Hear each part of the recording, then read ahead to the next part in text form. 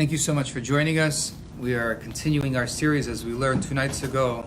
After the 15th of Av, we increase in Torah learning as the nights become longer. So I'd like to share with you a very special verse that's often misunderstood.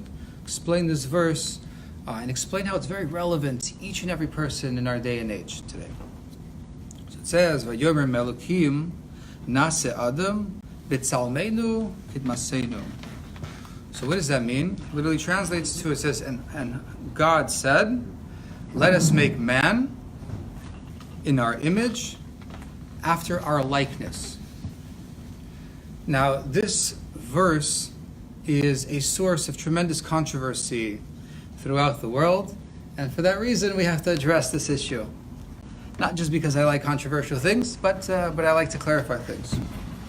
So it explains that the Abarbanel, which is a traditional, very fascinating insight into the Torah, one ultra-rationalist who's also a very deep Kabbalist, explains that this preamble indicates, when it says, "Let us make man," that man was created with great deliberation and wisdom, and God didn't say, "Let the earth make man," or "Let the earth bring forth man."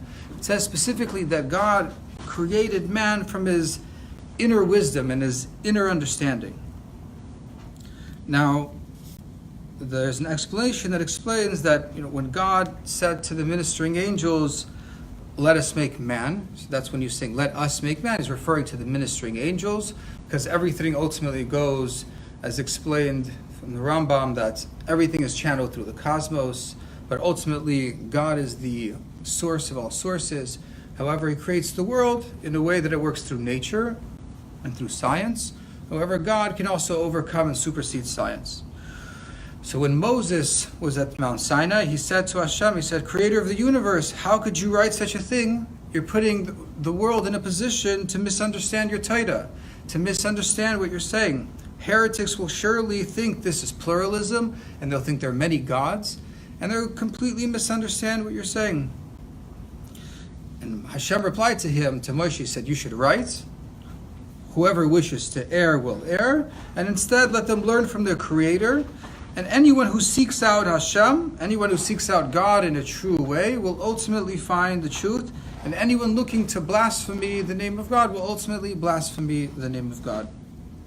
And as Rashi explains, when it says "in our image," Rashi means that Hashem had a certain mold for man. God has certain general qualities.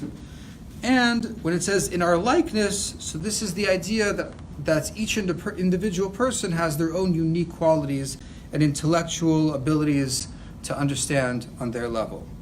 In other words, human beings are a specific category, but within that category, we all have a specific, unique identification or a unique contribution. And this is a key element to understand. See, many times when we read this verse, we like to categorize. As people, we like to put things in categories, and sometimes we're judgmental a little bit. But we have to realize, though, no matter where we come from, no matter whether you're Jewish, not Jewish, black, white, Asian, brown, it really doesn't matter, because it says that we are all made in Hashem's, in the image of God, and therefore we all have a certain uniqueness, certain similarity, and certain connectedness that makes us absolutely unique, absolutely bound together. And for that reason, we have to respect each other. We have to understand that we are absolutely connected, and if you hurt another fellow, you're hurting yourself. So we're all made in the image of God. And also being made in the image of God means there's a certain mold for purpose. Right? What does it mean to be made in the image of God? It means that God ultimately has a purpose for the world, and he has a certain system and processes that exist. And we follow those systems and processes, so we are able to tap into our general humanness. Right? God forbid, sometimes we give in to temporal pleasures, and we think our confidence and happiness is defined by different chitzonius or different external things, only to come to find that there's got to be more to life, as they say. So, every individual has a general commonality, has a kabbalistic or a general purpose. But it also says that we are made in man's likeness. And what does it mean, made in man's likeness? In our likeness means specifically that each individual has a unique contribution in this world. That each person has something the other doesn't. And in fact, that's actually how we're both great and small at the same time. See, on the one hand, because we're made in God's image, we've got to be great, because God is great. God is unlimited. God is beyond any kind of limitation. God is the past, present, and future. God is mercifulness. God is kindness. God is everything good. And sometimes seemingly bad, but which is really for the sake of the good. So man has a tremendous capability to accomplish. In fact, man can be a conduit for godliness. And even though man is limited, through his limited faculties, he can actually perform the unlimited when he's totally incongruent in alignment with God's will and wisdom. In addition to that, we all are also small. And what does it mean to be small? That means when we encounter another human being or another individual, we should recognize that they have something that I don't have or have. Or each individual has something the other doesn't. They have a unique contribution or unique qualities that make them absolutely unique, and anyone who would be in their shoes would never be able to fulfill the mission and purpose in the way they would be able to do it. That's where true humility and confidence comes from. When we're humble before each person, because we see and focus on that positive attribute, and we try and learn from that person, incorporate that attribute into our own life.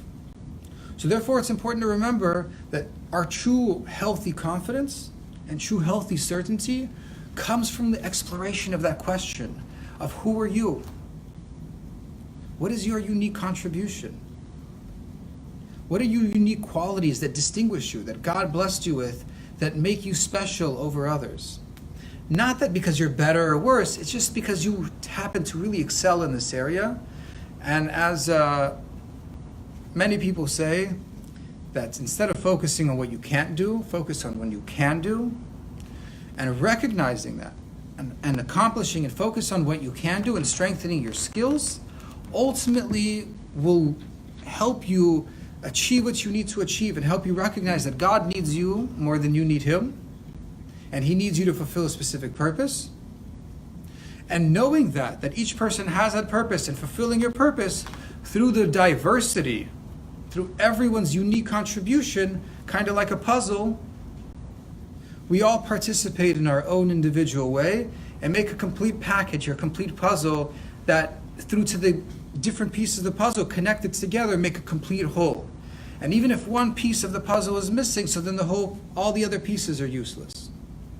So the idea is that true healthy confidence and true healthy certainty comes from recognizing we're made in the image of God. And that ultimately must be accompanied with a certain humility that every person has something we don't, and that our diversity ultimately creates the unity that this world was created for. Thank you so much.